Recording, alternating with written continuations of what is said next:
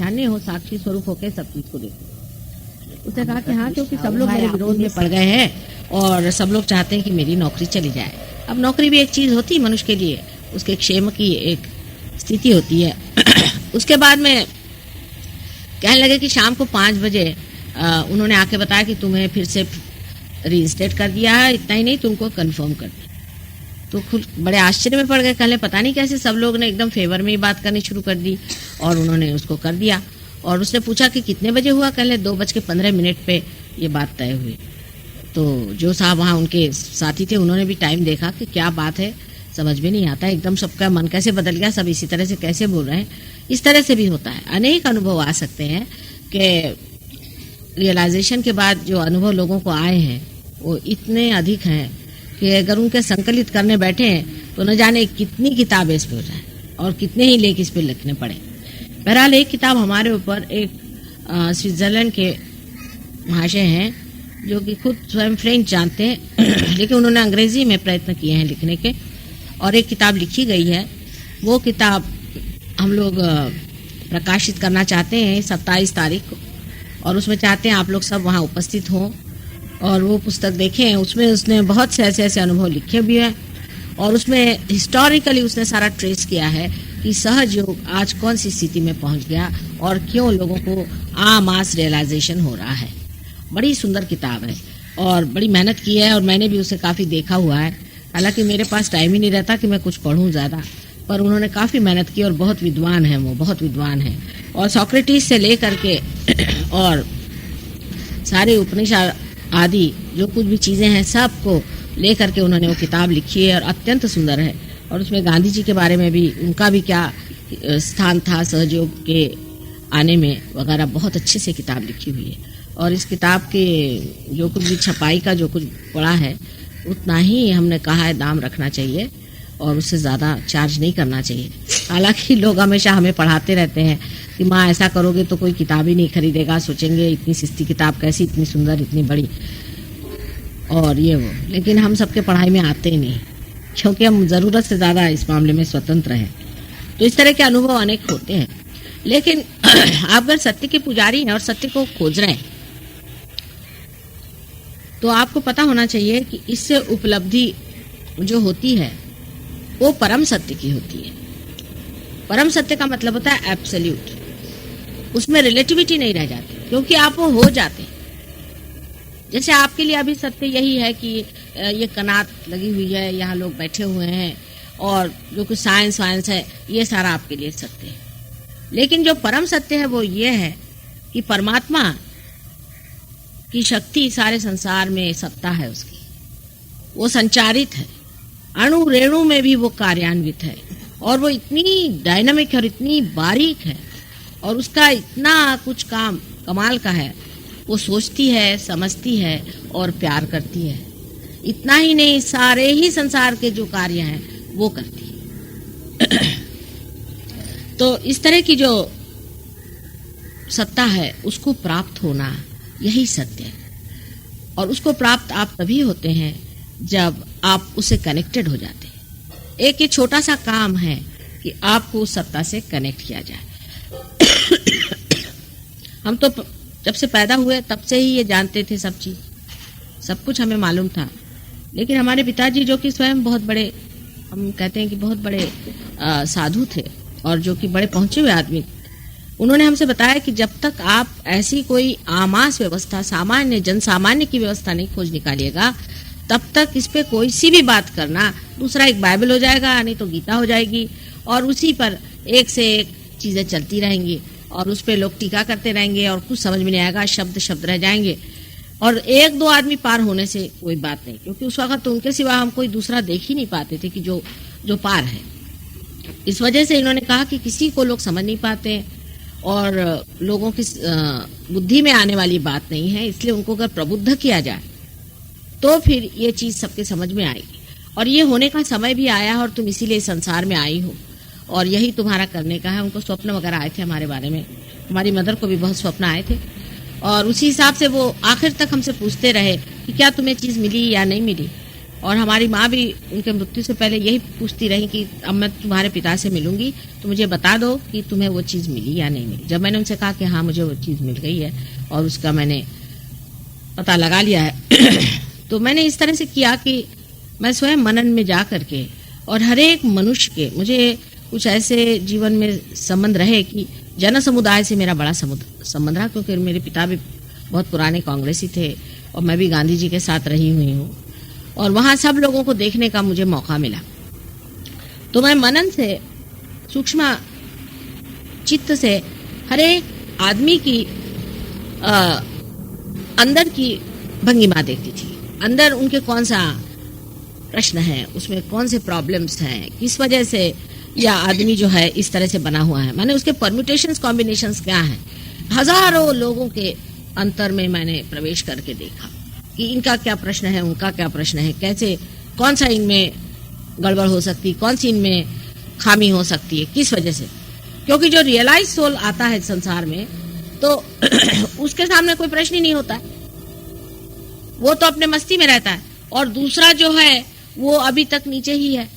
तो अब उसे किस तरह से ऊपर उठा जाए उसको प्रश्न हो जाता है, और वो अगर उसकी प्रकृति से मिलता जुलता हो तो वो प्रश्न आसान हो जाए। लेकिन इतनी परम्यूटेशंस एंड कॉम्बिनेशंस है मनुष्य की कि वो फिर ऐसा एक आध ही आदमी उसे मिलता था कि जो उसकी प्रकृति से निकटतम है, जो थोड़ी सी चीज करने से ही मेहनत से ठीक हो जाए।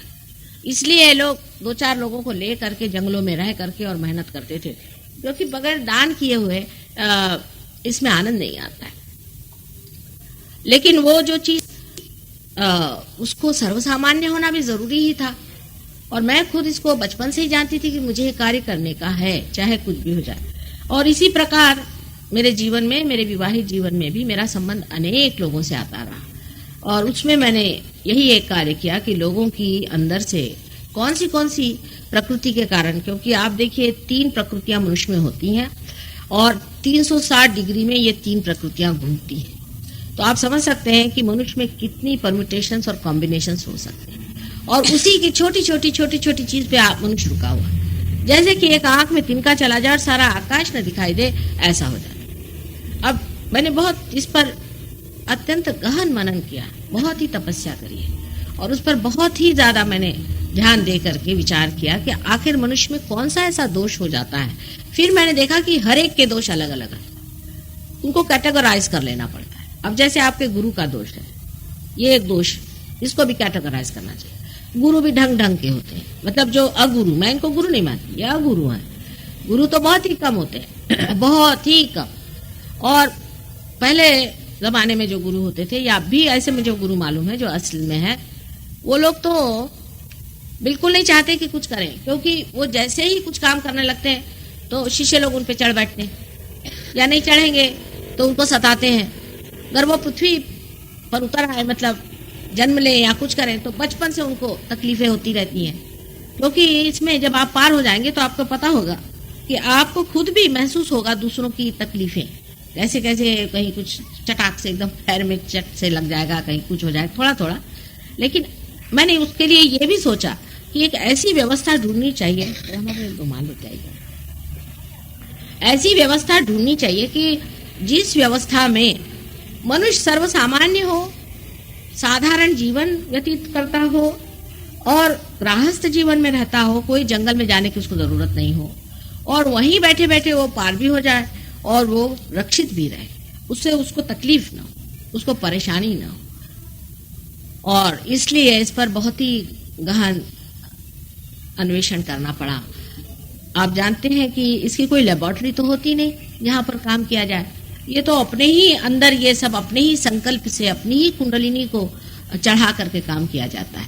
इस प्रकार काम करके मैंने एक दिन असल में गृहस्थ जीवन में कहीं अकेला जाना या कहीं जंगल में जाके रहना भी संभव नहीं होता था, इसलिए एक दिन ऐसे किसी बहाने से मैं एक बार समुद्र के किनारे पे चली गई, और वहाँ 2-3 दिन रात में रहने के बाद मैं समझ गई कि अब सहस्त्रार जो आखिरी का ये चक्र जो खुला नहीं है उसे खोलना है। ये अभी तक खुला नहीं, अभी खुला है। तो उस वक्त जब खोला गया, जब खोल पाए हम, तब जो है ये साध्य हुआ कि सामूहिक तरह से लोगों को हम जागरूक दें। और आपको आश्चर्य होगा कि जो आज चीज़ आपको इतनी सहज मिल रही है, शुरू में हमने सिर्फ 25 शिष्य, पहले तो एक शिष्य से शुरू किया, वो बहुत बूढ़ी औरत थी, लेकिन तो भी हमने उन पर मेहनत की, वो पार नहीं हो सके। उसके बाद करते करते 25 सिर्फ हमारे पास शिष्य थे, और उन शिष्यों पे 2 साल तक लगातार मेहनत करने के बाद 2 साल तक कुल 12 लोग पार हुए हैं। बड़ी मुश्किल से 2 साल तक मेहनत की, तब 12 लोग पार हुए, क्योंकि एकदम नई चीज है ये।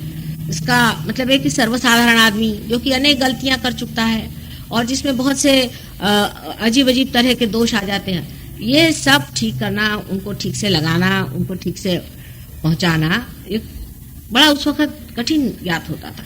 2 साल तक मेहनत करने पे 12 आदमी पार हुए, लेकिन वो 12 आदमी जो हुए हैं उनमें सफाई इतनी हो गई कि हमारे वो बड़े सॉलिड आदमी हैं।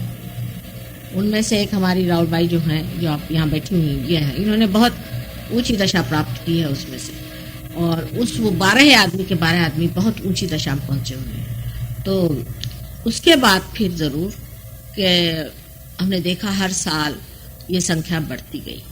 इतना ही नहीं, जब ज्यादा लोग पार हो गए तो मानो जैसे कि उनमें से शक्ति वहन होने लगी, जैसे वो लोग शक्ति वाहिनी हो गए, और उसके अंदर से शक्ति बढ़ने की वजह से बहुत लोग आसानी से पार होने लगे। आपने कल देखा कि काफी लोग पार हो गए थे, लेकिन तो भी जैसे मैंने कहा कि बड़ी सूक्ष्म चीज है, और पार होने के बाद भी फिर से खटाक से टूट जाती चीज, उसको फिर पनप पाना पड़ता है, क्योंकि बीज जो है वो अंकुरित होने के बाद आप जानते हैं कि उसको बड़ा संभालना पड़ता है, संगोपन उसका होता है, उसे बड़े प्रेम और दुलार से करना पड़ता है। अब इसके लिए मातृत्व के सिवाय और कोई तरीका नहीं। मतलब ये कि आज ही एक साहब मुझे आके कहने लगे कि आपका क्या ऑर्गेनाइजेशन है, इसमें कोई नियम ही नहीं। मैंने कहा बेटे कौन सा नियम बनाओ, बताओ तुम। एक नियम ऐसा बनाओ, बोलने लगे कि जो लोग यहाँ आकर दूसरी जगह जाते उनको यहाँ ना मना। मैंने कहा ऐसे तो मैं नहीं बना सकती, जब वो मेरे बेटे हैं, वो किसी भी हालत में रहे उनको आना ही पड़ेगा। और अनेक तरह के उन्होंने नियम बताया। मैंने कहा मेरे यहाँ कोई नियम नहीं बन सकता, तुम इस चीज को छोड़ दो। नियम की क्या जरूरत है? हाँ, तुमको ट्रस्ट बनाना है वो बना लो, पैसे ऐसे के दृष्टि से। इन लोग कुछ कह रहे हैं कि हम एक जगह बनाएंगे, वहां पर हम ये करेंगे, ठीक है, उसके लिए तुमको जो कुछ करना करो, मुझसे कोई मतलब नहीं। लेकिन अगर तुम चाहो कि इसके नियम बनाओ कि जो बच्चे मेरे आते हैं कभी गलती भी करेंगे, कभी ठीक भी चलेंगे, क्योंकि गृहस्थ में रहने वाले हैं, सर्वसाधारण लोग हैं, और उनकी प्रगति होगी नहीं होगी, तो अब आप ये कहें कि साहब इसलिए उनको मना कर दें या उसलिए उनको मना कर निकाल दें, ये मेरे बस का नहीं। तो आप मेहरबानी से कोई भी नियम मत बनाइए, बड़ा मुश्किल हो जाएगा मेरे लिए।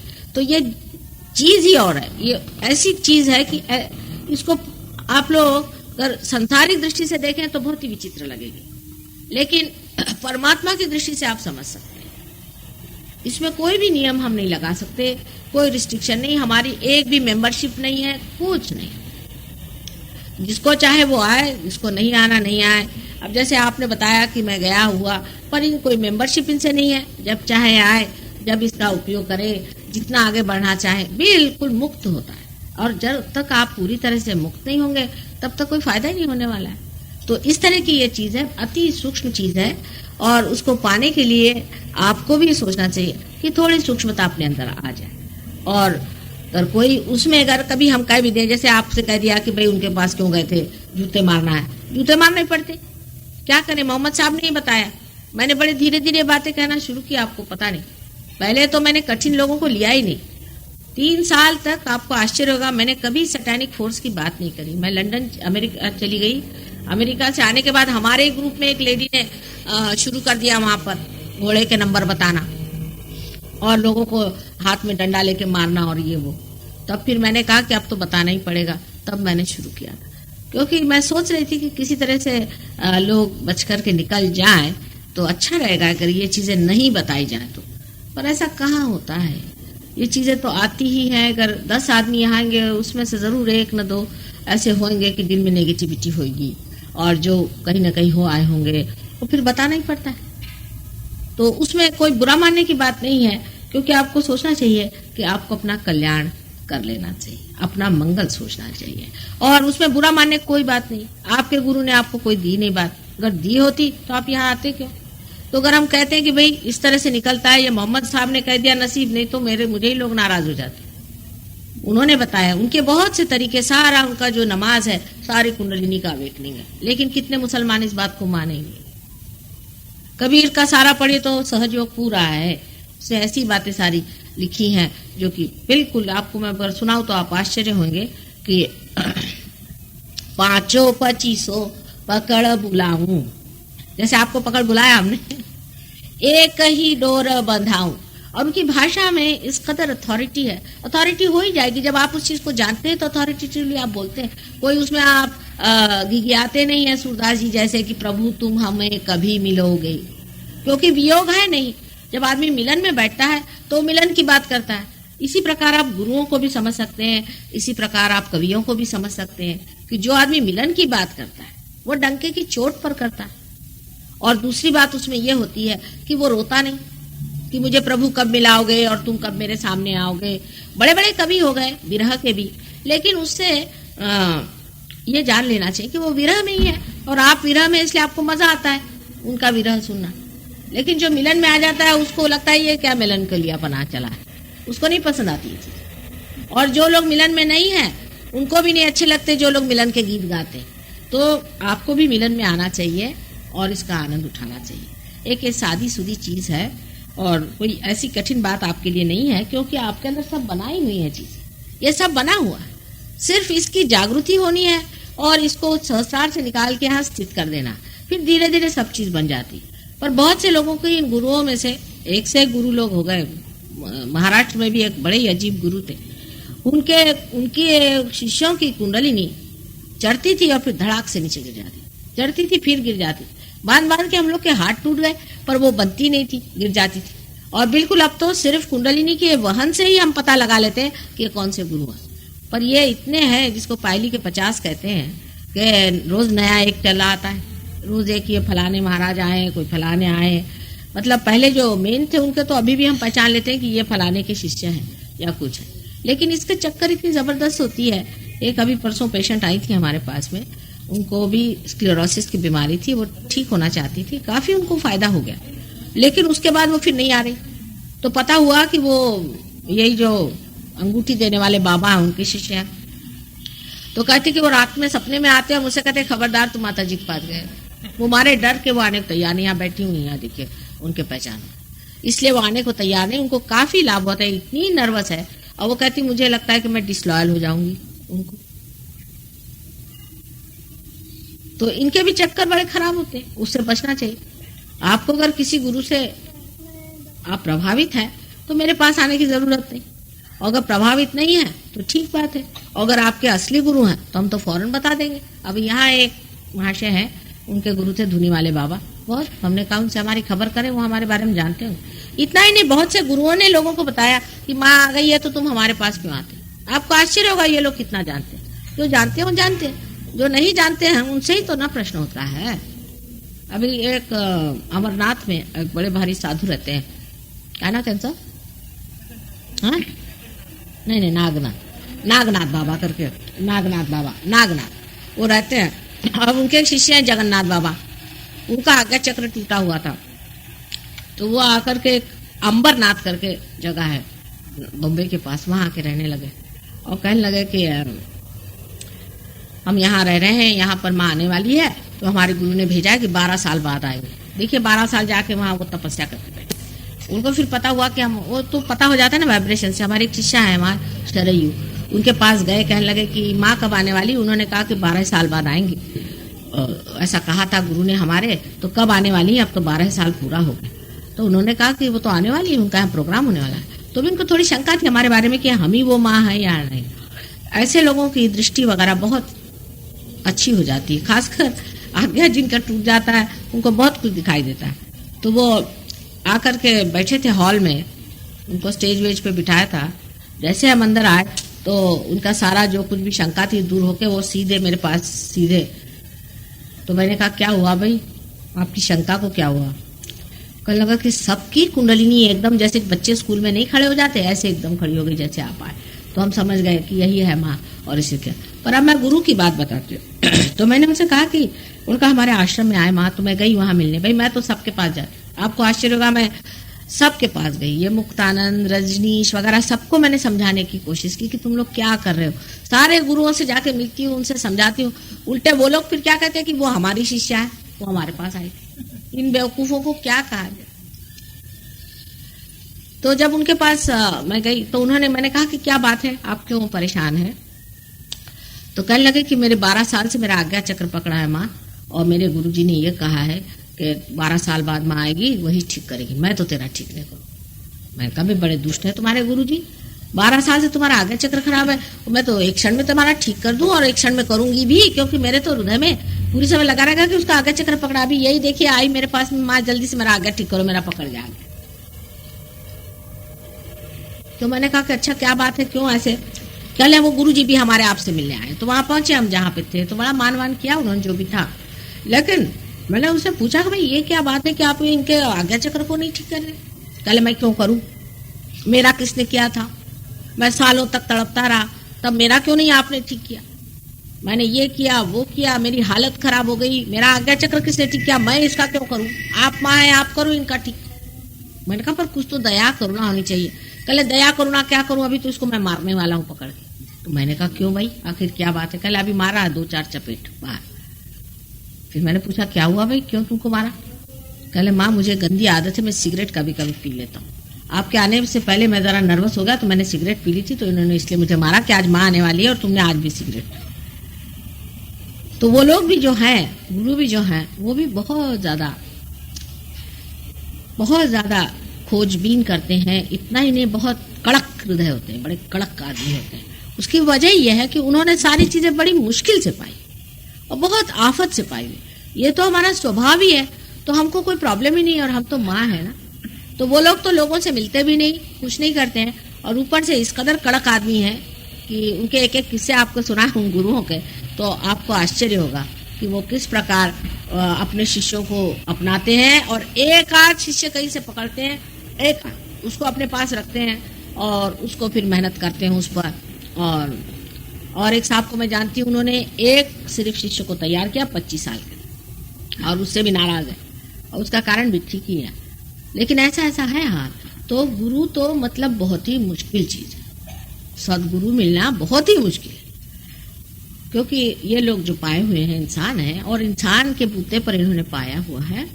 तो आवश्यक है कि उन लोगों के लिए जिस तरह से मेहनत की, वो चाहते कि आप भी मेहनत करें, आप भी अपनी सफाई करें। पहले हम कहते हैं कि पहले पार कराओ, एक तो ये कि अंधेरे में इसकी सफाई कराओ, धीरे धीरे एक एक चीज को खोजते खोजते। एक ही है कि आपको आंखें दे दे और फिर आप सफाई करो। 2 तरीके हो सकते हैं। तो हमारा तो माँ का तरीका है कि हमसे देखा ही नहीं जाता। जहां तक हो सके आप अपनी आंखें पालें और जल्दी से अपनी सफाई कर लें, और इस महान तत्व को आप पालें। यही चीज है, और तो इससे आगे कुछ है ही नहीं। इसको पाए बगैर कुछ होता नहीं। आज तक किसी ने ऐसा लिखा नहीं है कि आत्मा को पाए बगैर ही कोई चीज हो जाती, कहीं भी नहीं लिखा। लेकिन पता नहीं क्यों लोग ऐसा करते हैं। माने लिखने वाले भी जो पहुंचे हुए लोग हैं, उन्होंने कभी भी ऐसा नहीं लिखा। क्राइस्ट लीजिए या मोहम्मद साहब लीजिए या कोई लीजिए, सबने कहा है कि you are to be born again, वो होना ही चाहिए। उसके बगैर आप समझ नहीं सकते। क्राइस्ट ने यह भी कहा है कि you will be calling me Christ Christ, I will not know. Christians के लिए कहा। उन्होंने कंडोलिनी के बारे में अनेक बार कहा है कि I will appear before you like tongues of flames, fire tree कहा है, तरह तरह से इसको कहा हुआ। लेकिन ये ईसाई लोगों को क्या समझ में आएगा। इसलिए ये समझ लेना चाहिए कि अति सूक्ष्म संवेदना है। भाई साहब बहुत शरीफ आदमी रहे होंगे कि जो मिलिट्री में रहे, कोई गड़बड़ नहीं की। कुछ मिलिट्री में लोग इतना पढ़ते भी नहीं उस वक्त, बाद में इन्होंने पढ़ा होगा, वकीली जब की होगी। मिलिट्री के लोग अपने इसमें रहते हैं, तो हो सकता है कि उन्होंने इतना पठन नहीं किया, और पठन करने से भी, पठन पाठन से भी दिमाग जो है वो जरा कुछ कंडीशन तो हो ही जाता है। जैसे आज हमने राय साहब से पूछा, कल वो MP साहब आ रहे हैं, तो मैंने कहा ठीक है बुला लो उनको। तो मैंने कहा फिर क्या, कल वो जरा, उन्होंने उनका दोष बताया, वो जरा पढ़े लिखे ज्यादा है। ये भी दोष हो जाता है, पढ़ लिख कर अपने कंसेप्शंस बन जाते हैं। तो क्राइस्ट ने कहा था कि you have to be like small children to enter into the kingdom of God. छोटे बच्चों जैसे अबोधिता होनी चाहिए, सादगी होनी चाहिए, तब हो जाता है, इस तरह से बहुत जल्दी हो जाता है। और उसके बाद आनंद भी बहुत जल्दी आने लग जाता है। किसी किसी को देर लगती है, किसी को आनंद पहले आता है, फिर इसका पूरा सत्य समझ में आता है। जैसे लेडीज है, उनको आनंद ज्यादा आता है, उनको सत्यवत्य से कोई मतलब नहीं, वो अपने आनंद में बैठे रहते हैं। उनको कोई मतलब नहीं है कि इसको जाने कुंडलिनी कहाँ है, चक्र कहाँ है, फलाना कहाँ है। ये छोटे बच्चे भी हैं, ये अपने आनंद में आके सो जाते हैं, इनको भी जानने की कोई जरूरत नहीं। पर सब्जेक्टिव नॉलेज होने की वजह से आप जान ही जाते, चाहे आप उसको बुद्धि से जाने या न जाने, आप जान ही जाते। वो किस प्रकार, वो आज मैं आपको बताऊं। आपसे कल मैंने नाभि चक्र के बारे में कहा, और ये भी कहा कि अगर हमारे देश का नाभि चक्र अगर प्रबुद्ध हो जाए तो कोई वजह नहीं कि हमारे देश की गरीबी पूरी तरह से मिट जाए। अब इस नाभि चक्र पे एक बात जरूर बतानी होगी, जो कि मैंने पहले भी कहा आपसे, कि इस पे दो तरफा दो नाड़ियां इसके साथ में चलती हैं और बहुत ही निगड़ित है, बहुत ही नजदीक है।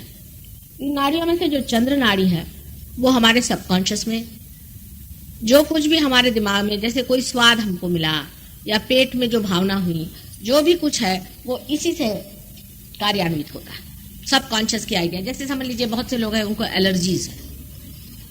अब एलर्जी जो है वो क्या है कि आपके सबकॉन्शियस में कहीं तो भी उसके बारे में कोई चीज ऐसी बनी हुई है कि आपने कोई ना कोई ऐसी चीज खाई होगी, उससे नुकसान हो चुका होगा पूर्व जन्म में, उससे पूर्व जन्म में कभी हो चुका होगा। तो जब भी वो चीज अंदर जाती है फौरन उसका रिफ्लेक्स आ जाता है और आपको फिर से एलर्जी हो जाती है।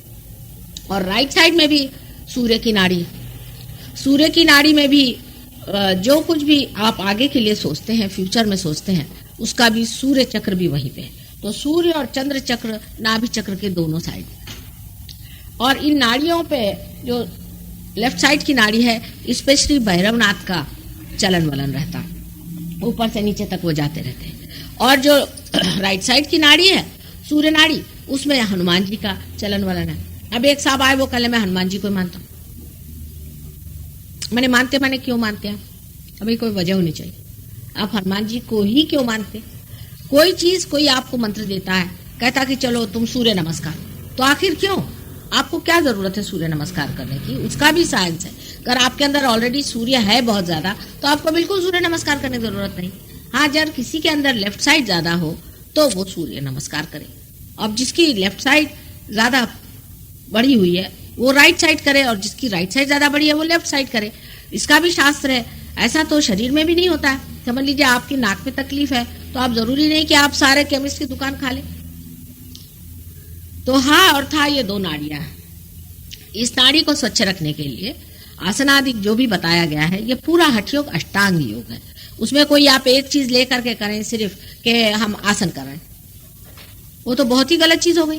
क्योंकि आप किस लिए कर रहे हैं, कौन से चक्र पे कर रहे हैं, उसकी क्या जरूरत है, वो बगैर जाने हुए बस सब सवेरे से उठे पश्चिमोत्तासन करो, ये आसन करो, वो आसन करो। और ये भी ज्ञान जो हमारे पास आया है, ये उन लोगों ने वो लोग लाए हैं जो कि जंगलों में गए और वहां पर गुरुओं के साथ रहे भी, और गुरुओं ने कहा कि तुम ठीक नहीं जाओ। वो तो निकालने पे ही लगे रहते हैं। गुरु लोग तो बहुत मुश्किल से टिकाते हैं। उनकी तो 7 मंजिल पहले चढ़नी पड़ती, पहले किस पे एक चिमटा मारते रहते हैं, देखते हैं कि इसकी खोपड़ी कहाँ तक साबित है, इसकी श्रद्धा कहाँ तक है हमारे ऊपर। जब वो बिल्कुल ही ठिकाने का हो जाता है तब उसे एक्सेप्ट करते हैं। तो ये जो बीच के निकले हुए आधे अधूरे लोग होते हैं, ये बस ये आसन कहीं कुछ लेकर के चले आए और लगे गुरुजी बन गए और सिखाने लगे।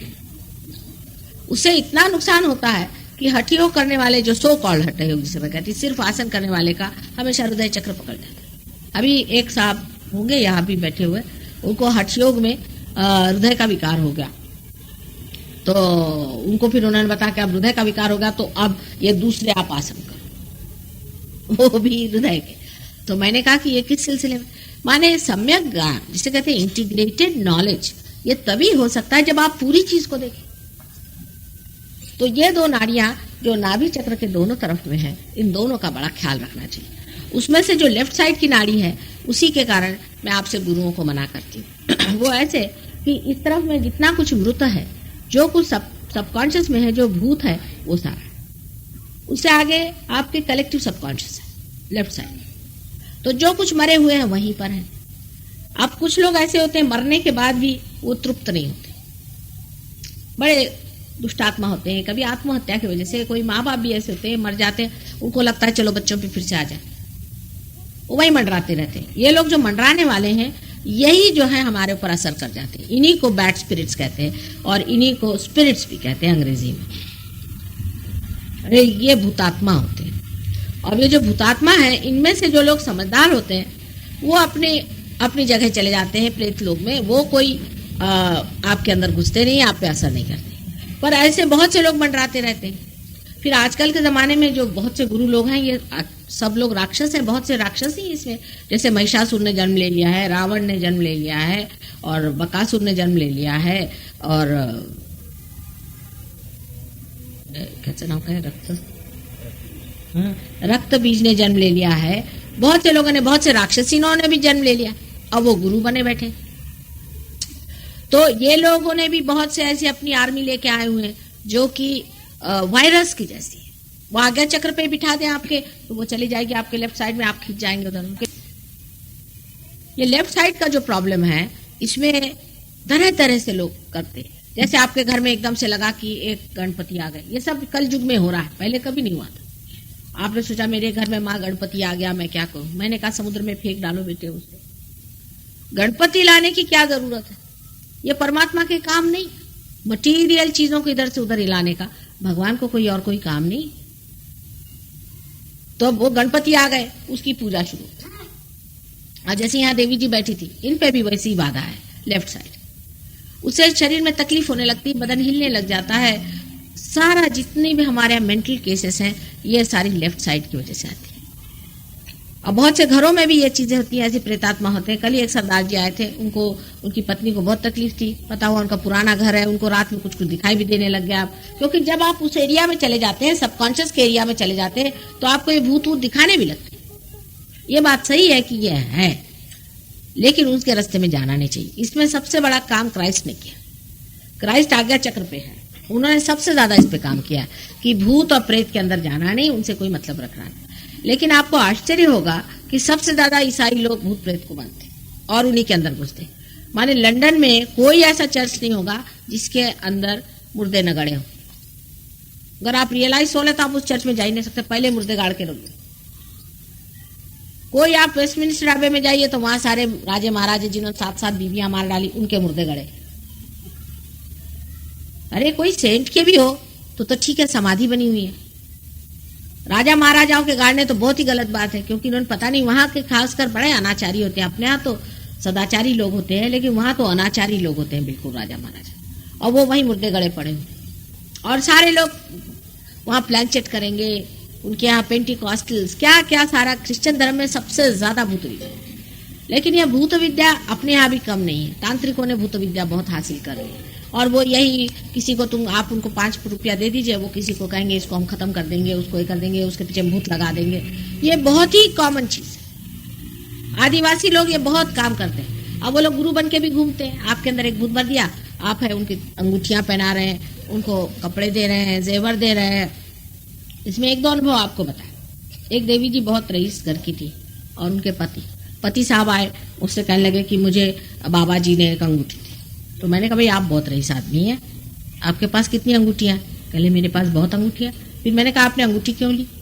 कहले उन्होंने दी प्रसाद तो मैंने ली, पर मैंने कहा तुमको क्यों दी? तुम्हारे ड्राइवर को देते। और ऐसे अगर दाता है तो अपने देश का सारा इकोनॉमिक प्रॉब्लम सॉल्व करो भाई। तुमको दी काहे के लिए? क्योंकि तुमसे कुछ ना कुछ ठगा होगा। कहले ठगा तो नहीं। मैंने कहा फिर तुम मेरे पास क्यों आए? मैं तो ये सब नहीं देने वाली तुमको, अंगूठी वगैरह तो तुम जाके सराफा में खरीद। तुम मेरे पास आए हो तो मैं तो परम दूंगी, और ये अंगूठी पहले फेंकना पड़ेगी आपको समुद्र में। तो कहले नहीं माँ, हम तो इसलिए आए हैं कि हमारे घर के बहुत से हीरे गायब हो रहे। मैंने कहा आपकी पत्नी को लेके आइए, वो लेडी डॉक्टर है। वो आई तो देखा कि उस पर बिल्कुल भूत बैठा हुआ। उसको बंधन दिया, देखती हूँ उसके अंदर भूत बैठा हुआ। फिर निकाला उसका भूत, हमने उससे बातचीत करनी शुरू की।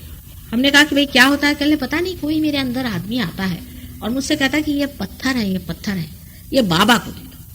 तो मैं ही खुद निकाल के देती हूँ, मैं खुद देती हूँ। तो मैंने कहा अच्छा। तो कहने लगे कि अब मैं क्या करूं, मुझे पूरी समय वो आदमी खाते रहता है, मेरे दिमाग में सजेशन देते रहता है, मेरे सामने आके खड़ा हो जाता है और मुझसे कहता है कि ये पत्थर है। तो मैंने कहा कि तुम तो इतनी पढ़ी लिखी स्त्री हो और विवाहिता हो, अब तुम्हारे जो भी हीरे या जो भी तुम्हारे पास में है ये तुम्हारे अपने पति के दिए हुए कमाई के हैं, माँ बाप के दिए हुए हैं, जो भी हैं, और तुम गृहस्थ में रहती हो, तुमको 4 जेवर पहनने चाहिए। गृहस्थी में औरतों को जेवर पहनना पड़ता है, अलंकृत रहना पड़ता है, तुमको तो इसकी जरूरत है। ये तुम्हारे लिए अगर पत्थर है तो उस आदमी के लिए क्या होना चाहिए? मिट्टी। वो बाबा जी तुमसे क्यों ले रहे हैं, तुम क्यों नहीं ऐसा सोचती? जब मैंने उसके बुद्धि पे आघात किया तो उसकी एकदम आग जागृत हुई, अभी तर तर तर तर तर, तर वो कांपने लगे। बहरहाल अब तो ठीक है और उनके प्रश्न भी सॉल्व होगा। लेकिन एक बता रही हूं मैं आपसे बात कि इस तरह की चीजें लोग करते हैं कि आदमी को किस तरह से भुलावे में डाला जाए। अब वो अंगूठी जब तक आप पहने रहेंगे, आपकी मजाल नहीं कि आप और कोई बात सोचें, आप अभिभूत रहेंगे उस अंगूठी से। यहां तक कि आप अगर एक टीका यहां लगा ले उनके हाथ से, गए आप, क्योंकि वो भी बड़े होशियार होते, वो आपकी कमजोरी जानते कहां काम करना है।